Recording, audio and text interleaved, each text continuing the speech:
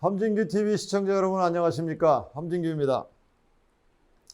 지난 2월 24일 러시아가 우크라이나를 침공하면서 시작된 우크라이나 전쟁이 벌써 5개월째 접어들고 있습니다.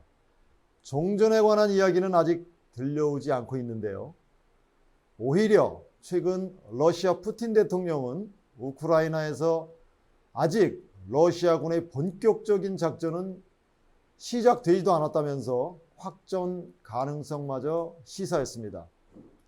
앞으로 전황이 어떻게 전개될지는 누구도 장담할 수 없는 상황입니다. 양국은 전쟁에서 승기를 잡기 위해 안간힘을 쓰고 있는데 특히 우크라이나 측의 드론을 활용한 다양한 전술이 특별히 눈에 띕니다. 최근 우크라이나는 드론 군단을 만들겠다며 국제사회에 드론 보내기 운동을 뜻하는 드로네이션을 호소했는데요. 그러자 많은 사람들이 호응하면서 취미용이나 상업용 민간 드론을 보내고 있다고 합니다.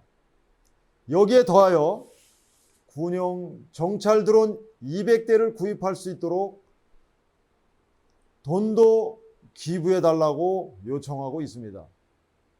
우크라이나와 러시아 양측 모두 소형 민간 드론이나 무인 드론을 전쟁에 활용해 오고 있습니다. 이들 드론을 이용해서 주로 적의 위치나 동태를 탐지하는 데 필요한 생생한 영상을 얻고 있습니다. 그러자 이들 드론을 방어하는 전술도 함께 구사되고 있습니다.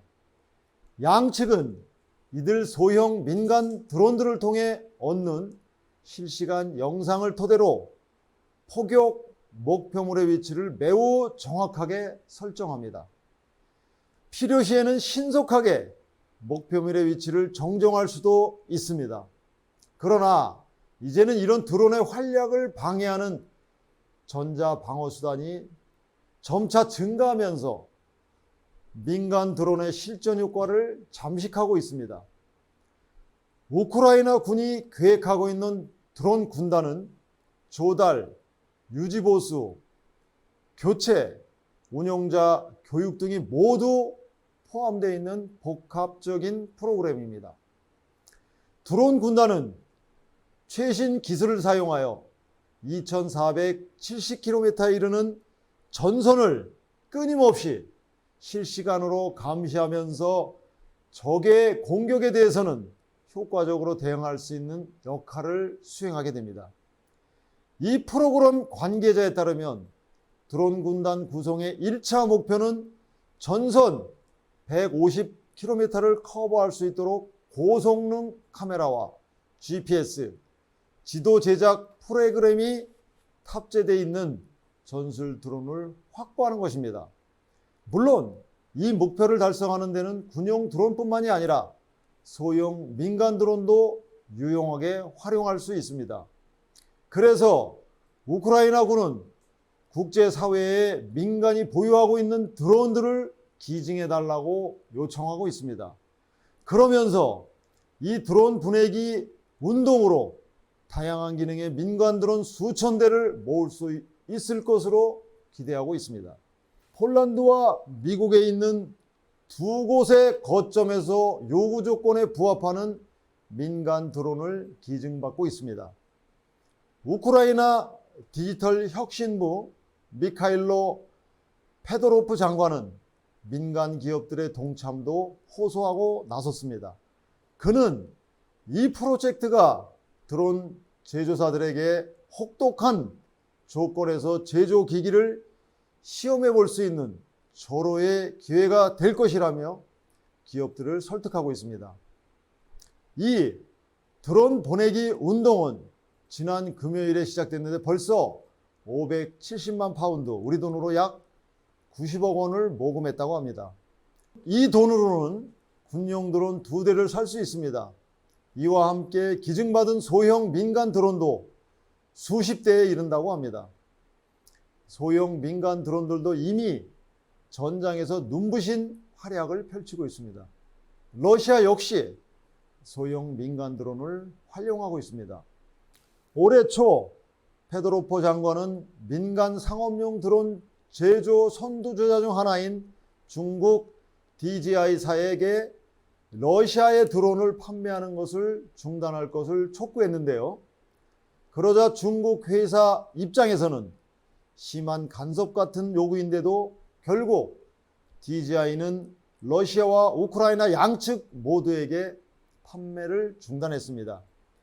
페도로프 장관은 러시아가 자기들이 일으킨 이 명분 없는 전쟁에서 공격과 정찰에 민간 드론을 이용하고 있다며 세계 최대 드론 메이커인 DJI가 러시아의 드론을 팔아서는 안 된다고 호소했던 것이죠.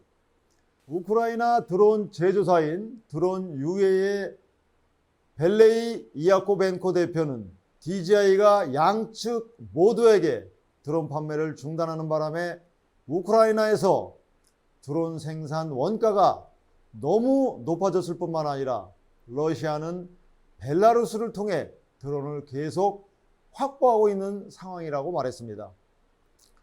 드론 UA는 전쟁 전부터 우크라이나 정부에 드론과 로봇을 공급해 왔습니다.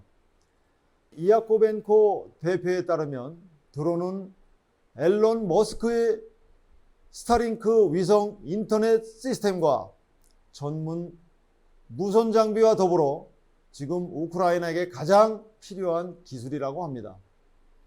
아주 작은 드론조차도 포격 목표물과 적군의 위치 탐지에 필요한 데이터를 수집하는 역할을 할 수 있다는 것이죠. 우크라이나 군에는 많은 드론 자원봉사자들이 참여해서 새로운 전력을 제공해주고 있다고 합니다. 이들 자원봉사 운용자들은 자신들의 소형 드론을 이용해서 전선 전체의 항공 정찰 정보를 수집하여 군에 제공하고 있습니다. 그 덕분에 전장과 지부 사이에 초고속 정보 교환이 이루어지면서 거의 실시간으로 의사 결정이 이루어집니다. 우크라이나 군이 민간 드론과 군용 드론을 확보하는 데는 확실히 재주가 있어 보이는데요. 이렇게 확보한 드론으로 재래식 무기로는 공격이 어려운 먼 거리의 목표물을 공격하고 있으며 최근에는 개량 무기를 탑재한 민간 드론으로 러시아 로스토토프에 있는 정유소를 공격하기도 했습니다. 그런데 드론의 활약에도 변화가 생기고 있습니다. 최근 두어 달간 러시아군은 돈바스 지역의 전자무기를 결집시켜 작전에 효과적으로 통합 활용하고 있습니다. 그 결과 우크라이나 군이 무선 신호로 조종하는 소형 드론을 띄우면 그 신호를 낚아채서 드론을 탈취하거나 교신을 차단해서 드론이 원위치로 자동 복귀하게 만듭니다. 이런 피해를 막으려면 리모컨을 사용하지 않아도 되게끔 정해진 비행 경로를 따라 비행하여 목표물을 타격하도록 사전에 세팅해야 합니다. 그렇지만 이렇게 세팅하는 과정은 시간이 걸리기 때문에 이동하는 목표물에는 적용하기 어렵습니다. 그렇기 때문에 현실적으로 가장 필요한 드론은 러시아의 전자무기 시스템을 타격할 수 있는 군용 무장 드론입니다. 민간 드론이 유용하긴 하지만 현재로서는 군사용 드론을 지원하는 것이 전쟁터에 직접 싸우고 있는 군인들과 그 뒤에서 도움을 주고 있는 사람들 모두의 사기를 진작시키는 데 더욱 필요한 상황입니다. 지금까지 함진규의 4차 산업이었습니다. 감사합니다.